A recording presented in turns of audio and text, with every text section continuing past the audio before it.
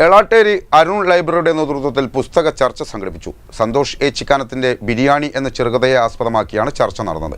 സാംസ്കാരിക പ്രവർത്തക ഷീജ ടി മേലൂർ കഥാവതരണം നടത്തി.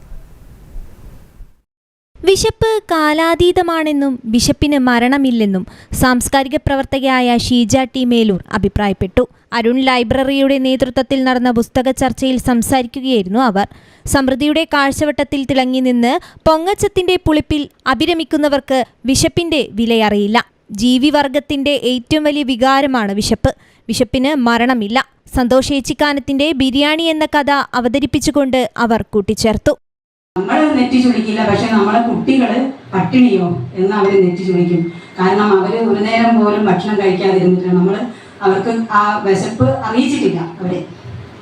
അതുകൊണ്ട് തന്നെ ഈ ഒരു പുസ്തകം 2016 ഇറങ്ങിയ ഈ പുസ്തകം ഞാൻ വായിച്ചു കഴിഞ്ഞപ്പോൾ വല്ലാത്തൊരു വിഷമം. എനിക്ക് തോന്നുന്നു ഒരുപടി വായനക്കാരെല്ലാം ആ വിഷമം അനുഭവിച്ചു കാണും.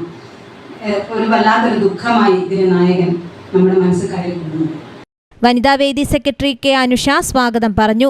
ഉള്ളു പൊള്ളിക്കുന്ന വേദനയോടെ അവസാനിക്കുന്ന കഥയിൽ വർത്തമാനകാല യൗവനത്തിന്റെ പ്രതീകമായ സിനാനിന്റെ നിസ്സംഗതയെ കാലം ചോദ്യം ചെയ്യുമെന്ന് ചടങ്ങിൽ അധ്യക്ഷത വഹിച്ച പ്രസിഡന്റ് കെ റീന അഭിപ്രായപ്പെട്ടു.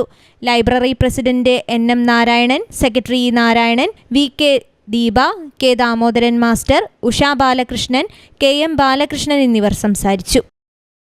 News bureau, Kozhikode.